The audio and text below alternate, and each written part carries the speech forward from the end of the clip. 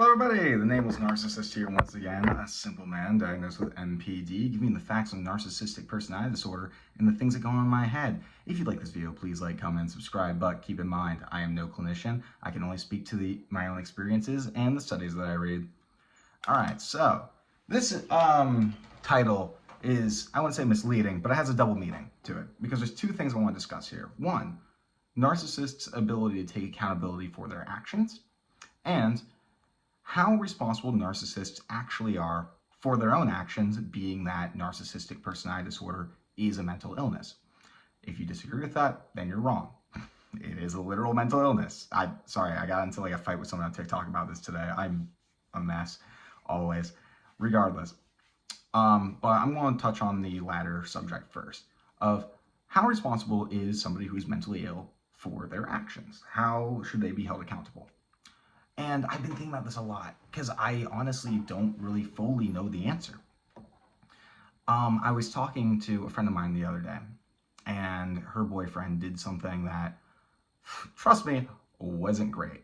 But he had just gone off his meds, and like he just stopped taking them very abruptly, which you could argue is his fault. But he was obviously kind of out of it, and he did something. I'm just going to say it. Basically, he held a knife up to his throat and was like, oh, I'm going to kill myself right now in front of your baby, blah, blah, blah. It was bad, right? Once he kind of got out of that state, though, he like immediately was like, all right, that was like messed up. I'm sorry, etc. And on one hand, that's not acceptable behavior, right? I feel like that's not something that we should just say, oh, that's fine, let's pretend it never happened. That needs to be addressed. The reasons behind it and how to prevent that from happening again, etc. You need to take accountability for that. But at the same time, as somebody who has like done a lot of messed up stuff when I've been in like severe mental states, especially if I've been on like substances or I've been switching meds or something like that. I mean, hell, like for the first half of this year, I was like switching meds every month, and it was like rough. So it's like I get it, but I'm also like, that's still fucked. You know what I mean? And it's hard to make this distinguishing boundary between somebody's own conscious actions and then their mental illness, because those can affect each other in varying ways. I mean, hell, people with depression lash out at people. They can be neglectful towards their kids. People with schizophrenia often can, be very harmful. Like, I've known some people with schizophrenia, they've been very harmful to people around them. Like, it's like, oh, you want to murder me, and like, they pull a knife or something like that. Like, that's not obviously all what schizophrenia is. Presentations differ. But it's a question that I'm really struggling to really wrap my mind around, is how responsible is somebody with a mental illness for their actions, and how can we separate their actions from their mental illness? Where is that appropriate? Where is there understanding that's needed? And the conclusion that I kind of came to was that on one hand, it's okay to be upset with somebody for the actions that they do when they are, having a meltdown or whatever, or they're doing something that is impacted by their mental health. Should you resent them for that? I think that's your right. I think like what this really comes down to is sometimes the person who is acting this way, they aren't completely in control of themselves in the traditional sense. But it is fully within the right of somebody to think, even if this is due to their mental illness, I still have the right to distance myself from them. I have the right to say, no, I can't handle this. This is too much. This person is hurting me a lot. Even if it's due to mental illness, it doesn't matter. And what matters is the person that they're affecting and what their boundaries are, what they're willing to put up with. Right?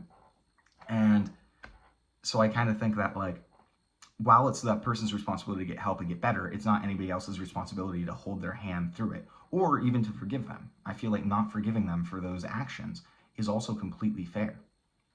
I feel like it's not how do I put it?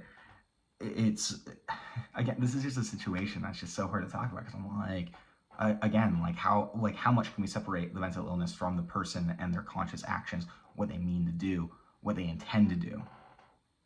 And there's some people that like, and then it gets even more nuanced when you think about people who are like actively sadistic or just want to hurt people, or are acting, or like for an extreme example, let's take serial killers, right?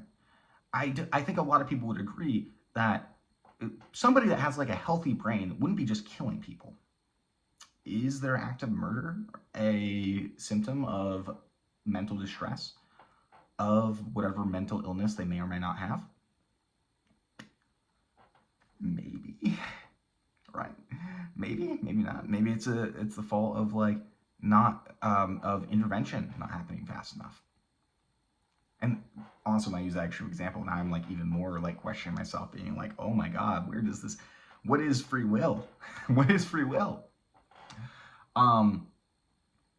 But at the end of the day, I guess excluding the extreme examples, when it comes to somebody that is being hurtful because they will have episodes that are harmful to you or their loved ones or even themselves, I just think that there should be there should be an understanding, but simultaneously a respect for your own boundaries and your own needs and what's good for your own mental health.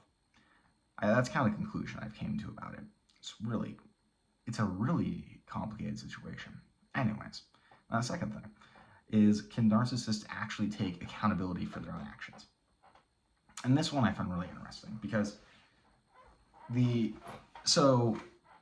most people, when they act, they aren't acting in a way that they think is destructive. They think that they're acting justly.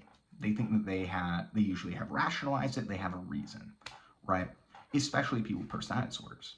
We're living kind of in our own world. We perceive things in a completely different way, and we think when we do something, it's justified. And at least for me, there's a lot of shame when I learn that I did something that hurt somebody. But like, there's not guilt because I don't feel like I really did anything wrong. I feel like I'm flawed because I made the action, but I felt like my action was justified. I feel like, well, of course I did that. Like, what else would I do in that instance? It's the only thing that makes sense to me in that moment. And that shame can easily turn to anger. I can easily be like, well, no, you're just like reacting poorly to an action that I did that was justified. And when I apologize, I usually have like kind of two mindsets. One is that like I'm ashamed and I'm like, oh, I'm a terrible person. And I make it about myself again, of course, because I always do. I do generally feel ashamed in the moment, right? I do feel a negative feeling for hurting somebody, but from what I gather, it's not the same as what somebody else will be experiencing. But a lot of it is kind of like, it's almost self-flagellating. It's almost like I'm hanging myself to alleviate myself of the shame by admitting my guilt, my grievances. And on the other hand, there sometimes is a strategic element to it, where I'm just kind of thinking, if I, like, well, this person's upset with me. I don't think I did anything wrong, but I'm not changing their mind. So if I apologize, this will just expedite things going back to normal. It's a very practical choice a lot of times.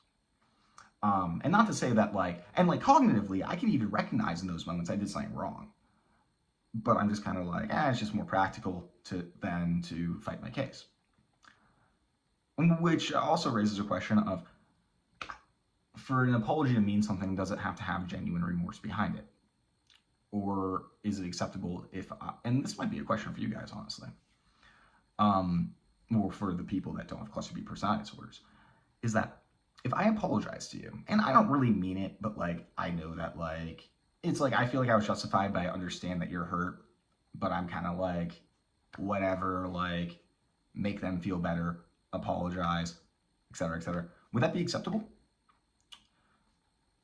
Because I really operate in a world of practicality when it comes to just operating in general, because I basically live in a different world than a lot of people do. And so a lot of the times I kind of look at the result as opposed to the motivations behind them. And not to say motivations aren't important. I don't think they're the most important thing, but I do think that they do have they are important to some degree. So if I apologize to you, and I don't really mean it, but I am going to change my behavior. I am going to keep that in mind, be like, okay, if I do this, this will hurt this person. And I apologize as a formality. Is that okay?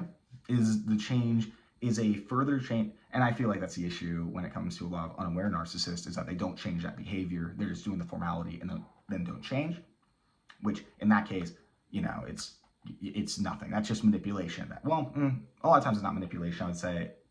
I would say a lot, it can be, but I would say a lot of the times it's just, oh, they think they can change and they just don't.